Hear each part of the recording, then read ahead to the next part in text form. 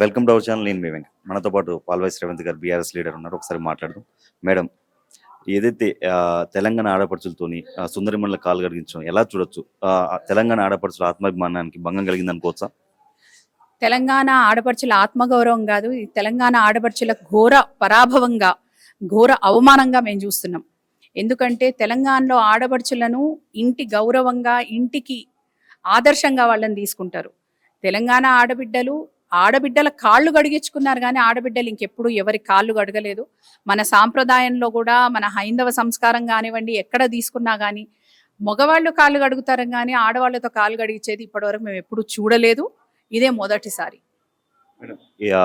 ఏదైతే రేవంత్ రెడ్డి గారు మాట్లాడుతూ నన్ను నిలువున కోసిన ₹1 వెళ్ళదని చెప్పాడు. అలాంటి టైంలో ఈ అందాల పోటీలకు ₹200 కోట్లు పెట్టడం ఎంతవరకు కరెక్ట్ అంటారు? దీనివల్ల ఏమైనా పెట్టుబడులు వచ్చే అవకాశం ఉందా?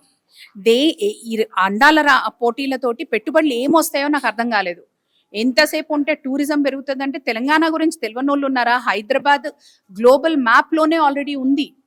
ఒక బిర్యానీ క్యాపిటల్ గా, పర్ల్స్ క్యాపిటల్ గా, హైదరాబాద్ కల్చర్ అండ్ హెరిటేజ్ గురించి అని ఎన్నో, మీరు ఇండియా విజిట్ చేయాల్సిన ప్లేసెస్ లో హైదరాబాద్ టాప్ 5 లో ఉంటది. మరి అంత ఉన్న దానికి ఇప్పుడు కొత్తగా మీరు ఈ అందాల పోటీలు పెట్టి ఏం తీసుకొస్తున్నారో నాకు అర్థం కాలేదు. ఇంకోటి, పెట్టుబడులు అంటే ఇది అందాల రాసుల ఈ పోటీలు అన్నవి ఒక కమర్షియల్ వాల్యూ తోటి జరిగే పోటీలు. ఇవి కాస్మెటిక్ కంపెనీస్ అటువంటి ప్రమోట్ చేస్తాయి. ఆ కాస్మెటిక్ కంపెనీలకు ఏం అవసరం తెలంగాణకు రావడానికి?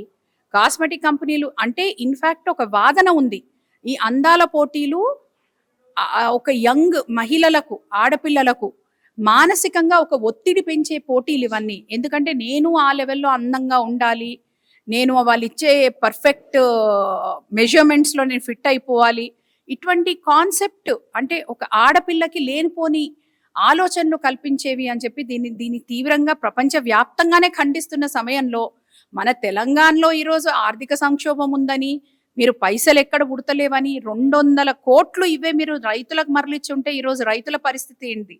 మహిళలకు మీరు 2500 ఇస్తా అన్నారు, తులం బంగారం ఇస్తా అన్నారు, అవన్నీ ఎక్కడ ఆచూకీలు కూడా లేవు. ఏది లేకుండా ఈ మహిళా పోటీలు పెట్టి ఈ పోటీలను తీసుకొచ్చి మళ్ళా దానికి అన్నిటికంటే అధ్వానంగా చూస్తే అసహ్యం అనిపించేటట్టు ₹1,00,000 ఒక ప్లేట్ భోజనం అంటే సుందరిమణులతో పాటు మీరు భోజనం చేయాలంటే అంటే ఇది ఎంత అసభ్యంగా ఉందో అసలు చూస్తే కూడా. ఒకప్పుడు ఒక పెద్ద ఫండ్ రేజింగ్ దాంట్లో ఇటువంటి పెద్ద నాయకులతోటి వాళ్ళతోటి ఫండ్ రేజింగ్ డిన్నర్స్ చేసిండ్రంటే దాని వెనుకల ఒక కారణం ఉండేది. ఈ రోజు మీరు ₹1,00,000 పెట్టి పొయ్యి వాళ్ళతో ఫోటోలు దిగనీకనా, ఏం చేయనీకే?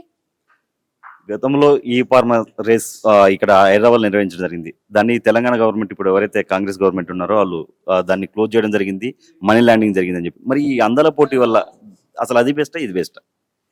మీకు ఈ ఫార్ములా తోటి lot of environmental base companies ఇండియాలోకి వచ్చి హైదరాబాద్లో క్యాపిటల్గా ఎంచుకొని మన కార్బన్ ఫుట్ ప్రింట్స్ తగ్గించుకునే అవకాశం ఉంటుందని చెప్పి ఆ ఉద్దేశంతో ఈ ఫార్ములా రేసెస్ కోసం పోయినారు. అది 3 years కంటిన్యూస్గా పెట్టుంటే దానివల్ల మనకు చాలా పెట్టుబడులు. ఎందుకంటే ఒక వారం రోజులు జరిపిన ఈ ఫార్ములా రేస్తోనే నెల్సన్ అనే సంస్థ ఇచ్చిన ఫిగర్స్, ఇదేం మనం గవర్నమెంట్ ఇచ్చిన ఫిగర్స్ కాదు, ఇచ్చిన ఫిగర్స్ ప్రకారం దాదాపు 700 కోట్లు ఇండైరెక్ట్ గా బెనిఫిట్ అయింది, 80 crores డైరెక్ట్ ఖజానాకు పైసలు వచ్చినాయని చెప్పి లెక్కలు ఉన్నాయి. మరి ఈ అందాల పోటీలు 200 కోట్లు పెట్టి మీరు ఎన్ని కోట్లు కొల్లగొడుతున్నారో మాకు ఈ రోజు వరకు అర్థం కాలేదు.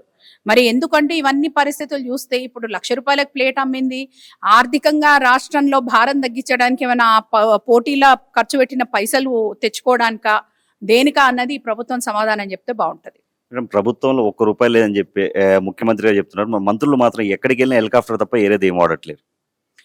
మరి అంటే ప్రజలకు పెట్టనీక పైసలు లేవు, మాకు పెట్టనీకనైతే ఉన్నాయి అంటున్నారా, ఏమంటున్నో మాకు అర్థమైతే లేదు. ప్రజలే మేము ఎన్నుకున్న ప్రజాప్రతినిధులం కాబట్టి మేము ఇవన్నీ వాడుకుంటే మేము సంపన్నంగా ఉంటే రాష్ట్రం సంపన్నంగా ఉంది అన్న భావన ఏమైనా కల్పించదలుచుకున్నారో వాళ్ళ మంత్రులనే మీరు అడగాల.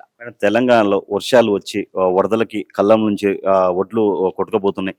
అయినా కానీ ఒక మంత్రి కానీ ఎవరైనా రైతుల దగ్గరికి వెళ్ళి మాట్లాడాల్సిన పరిస్థితి లేదు, ఆదుకునే పరిస్థితి లేదు. మరి ఎలా చూడొచ్చు దీన్ని?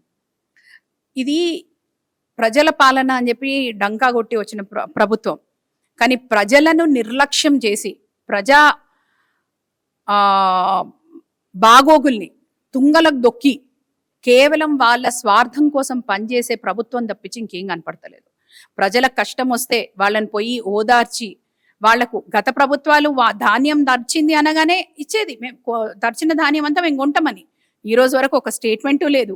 ఒక ఏ నియోజకవర్గంలో వాళ్లకు ఓట్లు వేసిన ఓటర్ల దగ్గర కూడా ఈ మంత్రులు పోయిన దాఖలాలు ఇప్పటివరకు కనపడతలేవు. సో దాంతోనే ఇది ప్రజా పాలన లేకపోతే వాళ్ళ కోసం స్వపాలన అన్నది మీరు అర్థం చేసుకోవాలి. ఇంకోటి మేడం, రేవంత్ రెడ్డి గారి పేరుని ఏరే మంత్రులు ఎమ్మెల్యేలు మాట్లాడడం మర్చిపోవడం చాలా సార్లు చూసాం.